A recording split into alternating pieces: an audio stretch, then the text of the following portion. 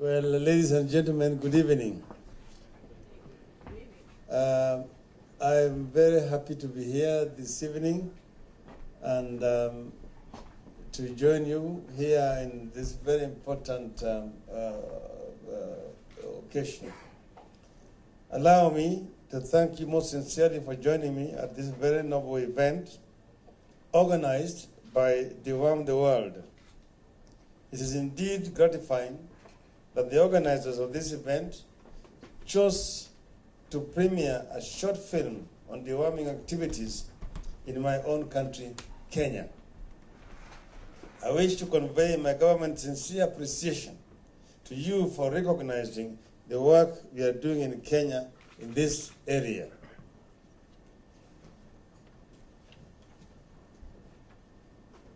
This would, however, not have been possible without the support being provided by our development partners, and more importantly, the Deworm the World initiative, who have raised the profile of deworming activities in the global arena.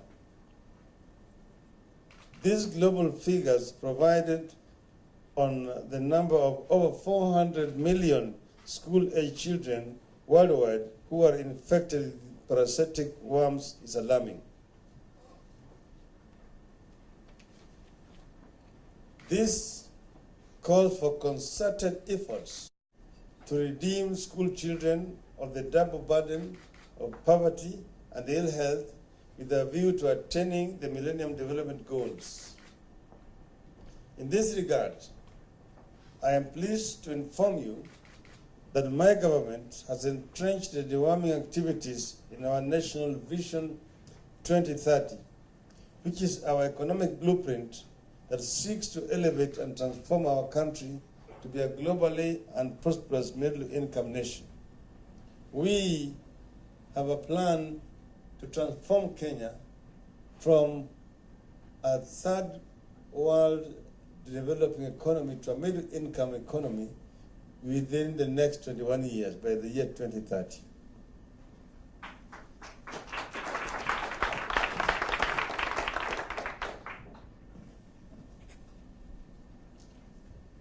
I wish to reaffirm the statement issued by the Deworm the World that my government has committed $1 million to scale up our national school health program, which includes deworming.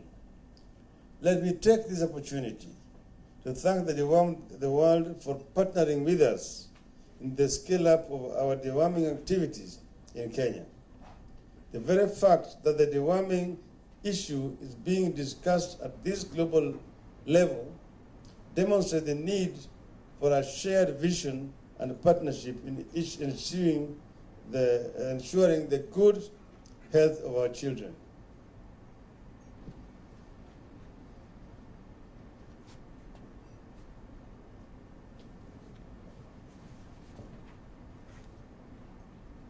The target of school-age children for this program is fundamental, given that the school is a critical entry point and effective agent of change for better health in our children. We recognize that manpower development as very crucial. That's why in our Vision 2030, we say that education and the quality education is a fundamental human right, that every child born in our society, irrespective of his or her social or economic background, should have equal opportunity to realize their potentials. Now, this cannot happen if children who come from poor families or who live in areas which are infected with worms get infected with worms and cannot therefore attend classes like the other children who live in other better environments. That's the reason why the government has actually initiated this program. We want to have a healthy nation, and we are very happy with the assistance that we are receiving in our campaign against the worms in our environment. We believe very strongly that it is possible to transform our society from poverty to prosperity, to be able to realize the dreams of the founding fathers of our nation, which envisioned a democratic, independent, united, and prosperous country. Those are the dreams of our nation as coined by the founding fathers of our country. We are very happy that we are receiving this support. And I want to repeat again our gratitude to you for the effort that you are making in our country and using our country as an example to the rest of the world. Most people don't realize the danger that is posed by worms generally. It's never actually quite recognized. But I know it for a fact myself that it is a serious danger that impedes the growth and development of the child and therefore undermines the ability of the child to be able to learn properly. It is my humble prayer, therefore, that the school-based deworming programs will make a great impact in improving access to education for our children. It is our children who will provide a better tomorrow. Let us all join forces to ensure their survival. Thank you very much, ladies and gentlemen. I wanted to say just how proud I was to have been able to come and talk last year about this issue. As I told the people then, much to my children's dismay, I know something about worms. Because when I was a girl being brought up in working class Liverpool, I got worms. And it is something that does happen. And once it takes grip in a classroom, it will spread throughout all the children. And of course, I was lucky because I was there in Britain with a National Health Service in the late 1950s, early 1960s, and a simple pill does indeed cure worms. But of course, we know across the world, children in countries like we've seen in the film, children in Kenya, children in Africa, children across the world do not get that simple pill. And the tragedy of that, of course, is that because of that, they become debilitated, they become lethargic.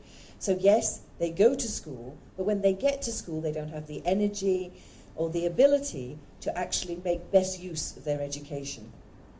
On the other hand, by a simple program, I think it's one pill every 6 months, which costs 50 cents, or it's something, 50 cents. It's absolutely ludicrously small. Administered by a teacher, you don't have to have a medical professional to do that. The class can be free of worms, free to learn so much better. And through them, of course, it also means that when they go back to their homes, they're not spreading worms there either. It's such a simple idea. We have lots of great plans for building schools, for boosting education, and those obviously need to be supported. But when you think of something as small as this, as simple as this, something which we know is a pill that has no adverse side effects and has huge benefits, then it's just scandalous, actually, that we haven't done more.